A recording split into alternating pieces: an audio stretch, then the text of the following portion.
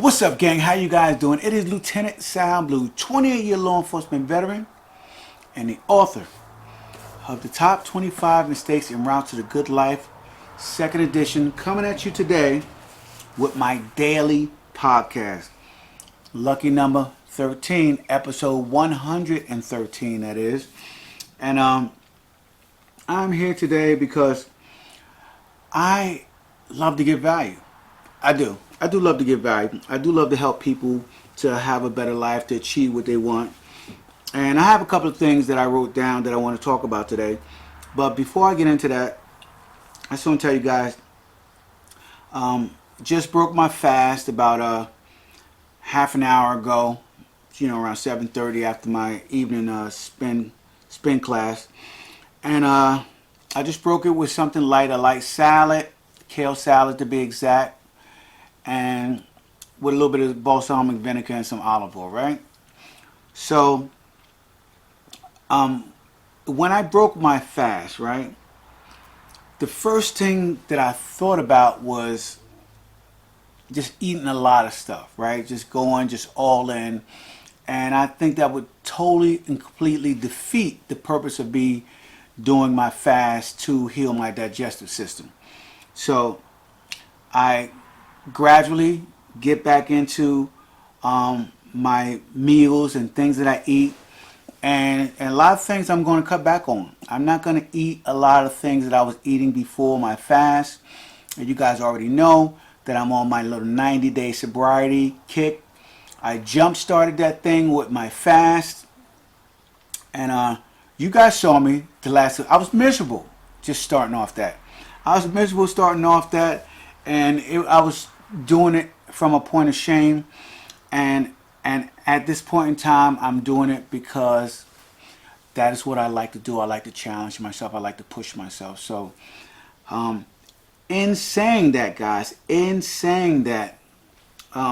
want to talk about emotions, right? Emotions and your feelings, and how do you blend your emotion with your strategy and your tactics to get your goals done. How do you do it?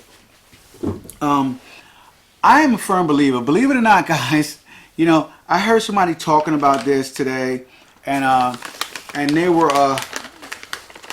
at my job, and they were hanging out, and not in my circle of influence, just some people that were hanging out there, getting some work done, and they were talking about how if you really want to get things done, you got to get worked up about it. You got to get emotional about it, right?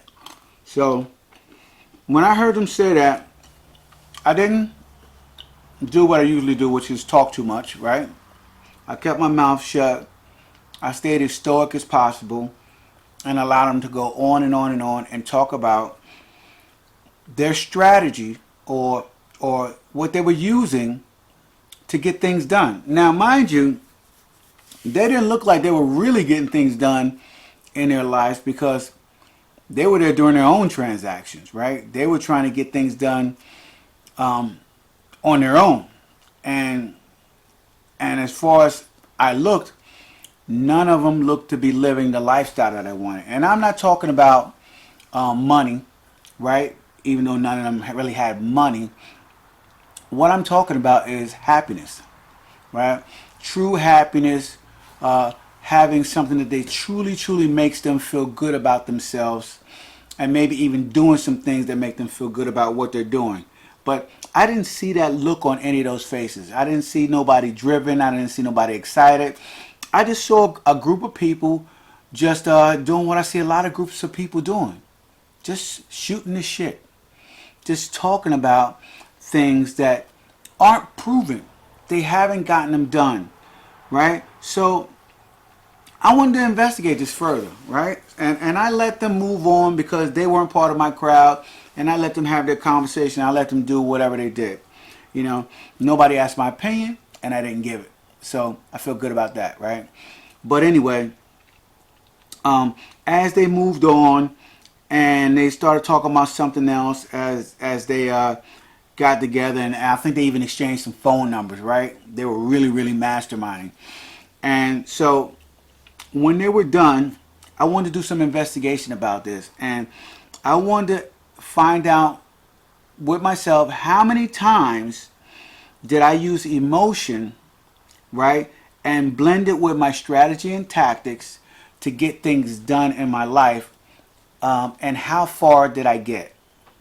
So when I did this and I started writing things down and recalling from my memories of things that I had did, and there was probably one or two incidents that I was able to keep my emotional level high enough to endure the strategy, not just the strategy, but the tactics that it takes and the daily actions that it takes to get things done. Just one or two times I was able to do it, you know. And I'm going to tell you guys, right? Keeping your emotion at such a high level to do a daily action, something that you have to do each and every day. And I'm not talking about for a week or a month. I'm talking about like maybe for like 6 months to a year. Keeping the same level of excitement, emotion, enthusiasm each and every day is very exhausting. It's very, very exhausting. And I am a optimist times 10, right? But I'm also a realist, I guess you could say, because I do realize that there are not many people who can hold a high level of enthusiasm about what they're doing each and every day without having ebbs and flows in their emotions, because life happens all around us, right? If you're on a high and you're riding that high and you're doing some tasks every day and you have a death in the family, don't tell me you're not going to go down, you're not going to dip, you're not going to feel that emotion. It's not going to take you down. It's not going to knock you off your super happy enthusiasm. You're not going to stay super happy like that, right? It doesn't happen like that. But understand this. You really can't control your emotions for situations that you don't expect, right? You can control your actions, right? You can control your actions, but you can't control your emotions. The emotion of fear, the emotion of hurt, pain. You could kind of drum up some happiness if something makes you feel good, but if something hits you, it's going to hit you, man. And you got to be ready for it, guys. You got to be ready for it, because this is where, as my mentor used to say, the rubber meets the road, and you truly get a grip, okay, on the direction that you're going. And so I'm a believer that you cannot count on emotion to achieve your goals. It's just not sustainable. You can't do it long enough. Okay, so how do you do it? How do you get your goals done? How do you do things? As I've said in yesterday's podcast, how do you do things despite the fact that you don't want to do them? Right? How do you do them? My answer to that is purpose. Right? What is your purpose, and is it clear? Right? You need to have a clear, written out purpose of what you're doing and why you're doing it. And here's the deal. Here's the kicker, guys. You can't be doing too many things. And I know that a lot of people love multitasking, right? Getting tons of things done. You really think you're working. You can juggle 5, 6 balls. That's right. You are a juggling master. Tons of things that you are doing at once, and you are getting them done. And you think, right? You think you're doing it at the highest level, when the truth of the matter is you are not doing it at the highest level, and you are not getting things done to the best of your ability. And you're fooling yourself by thinking that you're doing that, guys. See, in order to get some really big goals done, and I'm not talking about small goals like doing a project around a house or nothing. I'm talking about goals that are so big that they involve other people, right? Goals that are so big that you need a project manager to get them things done. They're so big, right?